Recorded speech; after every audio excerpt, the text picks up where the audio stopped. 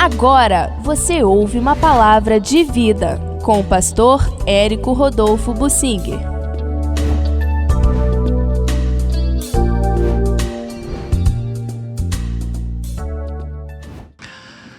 Em Atos dos Apóstolos, capítulo 20, o apóstolo Paulo dá por encerrada sua missão em Éfeso. Éfeso era uma cidade. Na Bíblia, Éfeso é tida também como uma igreja, a igreja na cidade. Era uma cidade grande, populosa, e à beira-mar, e uma cidade onde o apóstolo ficou mais de 3 anos. Era a sede da Diana dos Efésios, assim mencionada na Bíblia, que outros interpretam como sendo a Ártemis, uma deusa lá da mitologia que eles adoravam naquela época, e era grande o movimento religioso em busca ali das bênçãos da Ártemis, a Diana dos Efésios, e assim a cidade tinha um grande templo para aquela deusa. Mas o evangelho foi chegando devagarzinho até que chegou a incomodar e levantaram uma grande perseguição, e parece que essa perseguição foi usada por Deus para mostrar a Paulo que a obra já estava por terminar ali. Paulo ficou pouco tempo e depois daquela perseguição, e depois foi embora. Deu uma volta por outras igrejas para fortalecer outras igrejas e voltou, mas não quis aportar em Éfeso, até também por causa da missão daquela viagem, que era levar uma oferta grande das igrejas para os cristãos da Judéia.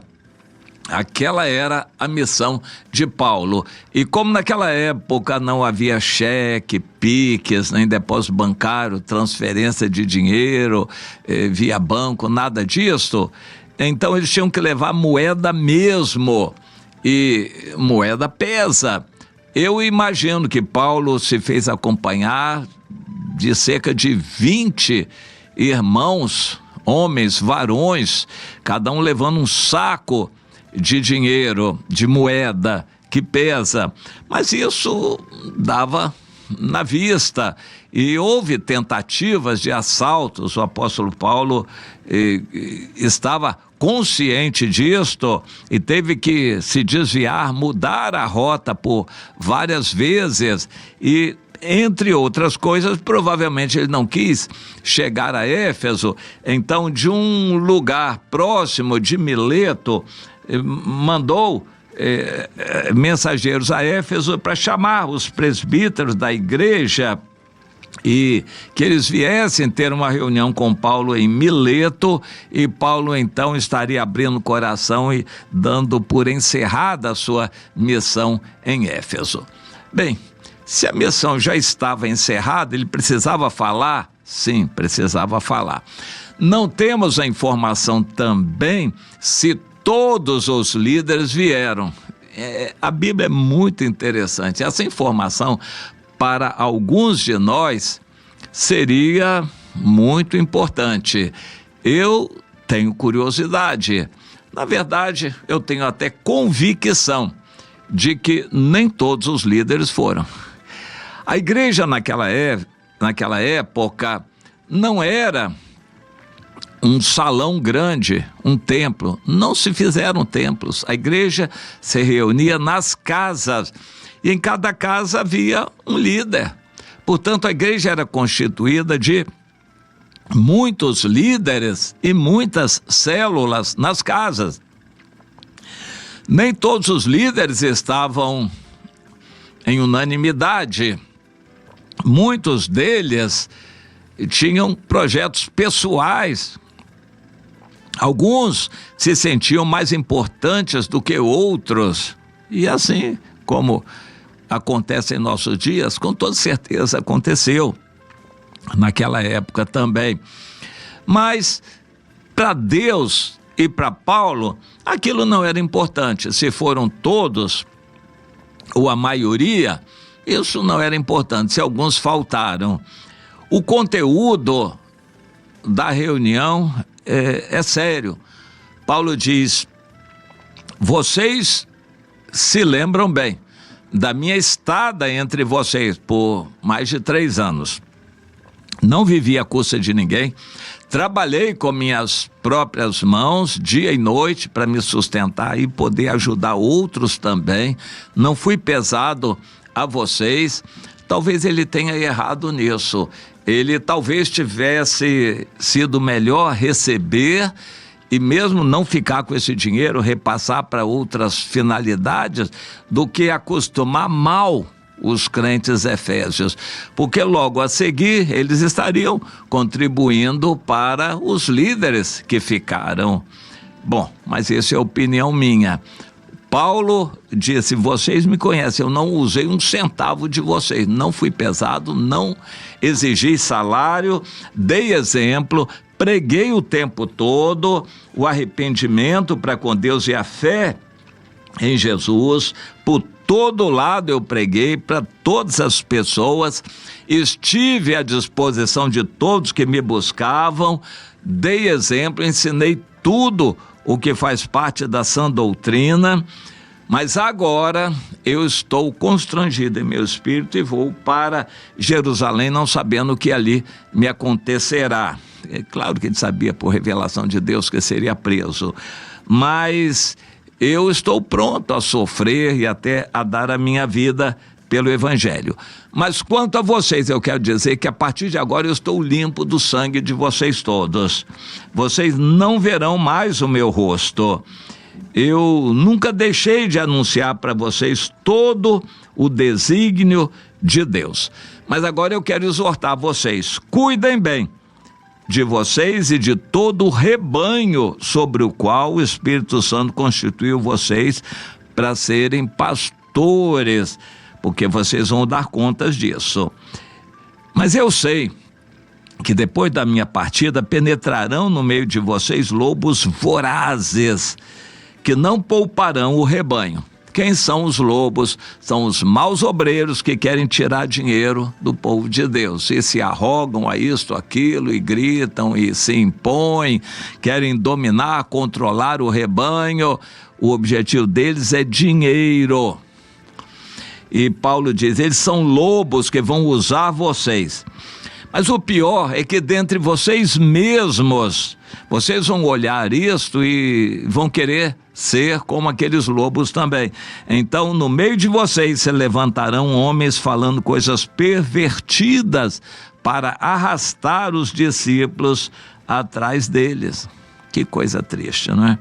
Portanto, vigiai, lembrando que por 3 anos eu exortei vocês e ensinei a verdade.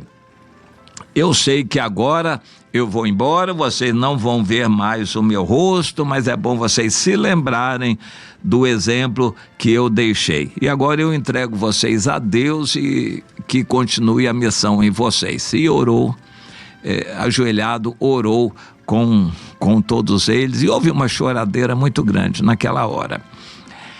A igreja funcionava nas casas, espalhada, não era fácil ter unanimidade. Também não havia uma Bíblia escrita. Eles dependiam muito do Espírito Santo e da vida dos líderes. Era interessante aquele sistema. Mas Paulo fez o que devia fazer, foi o trabalho que Deus deu para ele por 3 anos e agora estava encerrado e ele partiu. Não terminou a missão, não. Deus foi usá-lo em outros lugares. Paulo tinha passado por muitos lugares, estabeleceu muitas igrejas, ficou relativamente pouco tempo na maioria delas. Em Corinto ele ficou 1 ano e meio e fortaleceu a igreja. Depois 3 anos em Éfeso, a igreja ficou mais forte ainda, se espalhou, toda a Ásia Menor ficou conhecendo o Evangelho a partir de Éfeso. Foi um trabalho o mais bem sucedido de Paulo até então.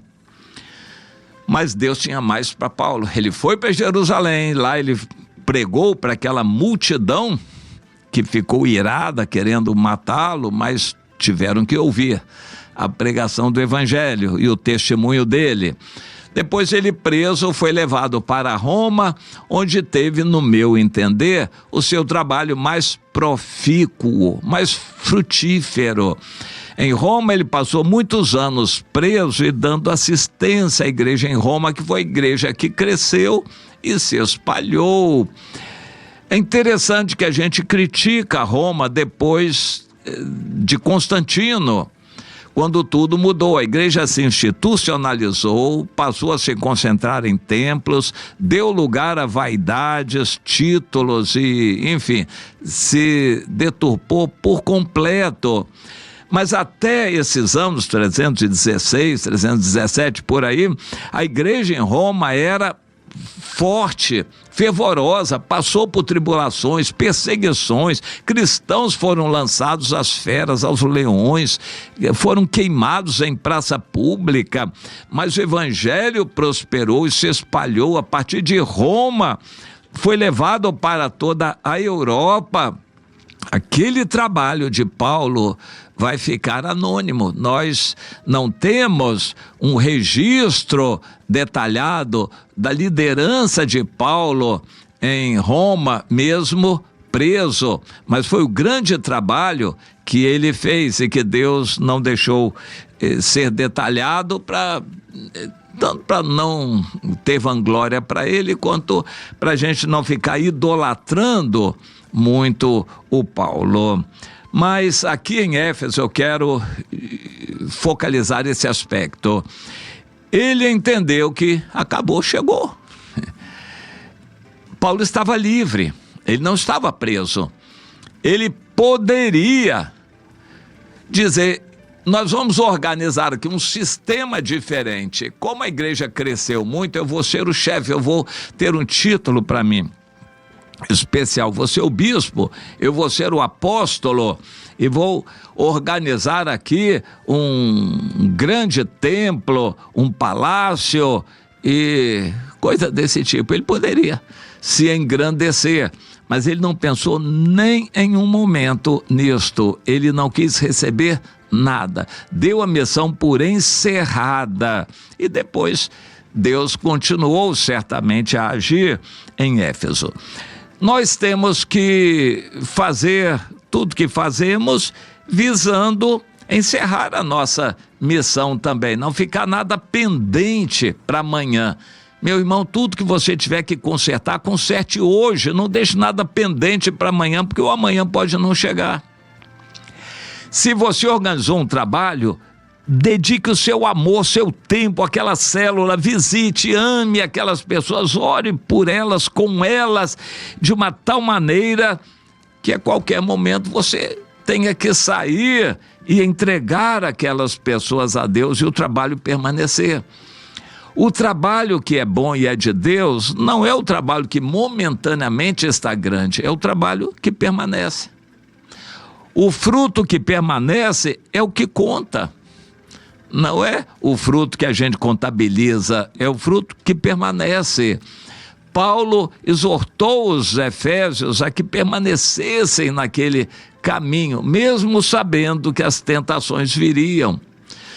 Mas isso vai vir sobre todos. Ninguém tenha dúvidas disso. Não há nenhum trabalho maravilhoso, porque ainda que seja muito bom, maravilhoso aos nossos olhos, o diabo não vai deixar em paz aquilo ali e vai certamente tentar deturpar, atacar, no mínimo esmorecer o ânimo daquela gente ali. Mas nós temos que fazer todo o nosso empenho, todo o nosso possível para encerrar a nossa missão bem, encerrar fazendo o que devemos fazer. Ele pode dizer: eu anunciei para vocês todo o desígnio de Deus. Depois o apóstolo Paulo arremata todo esse trabalho com uma carta que ele escreveu aos Efésios. Isso está registrado na Bíblia.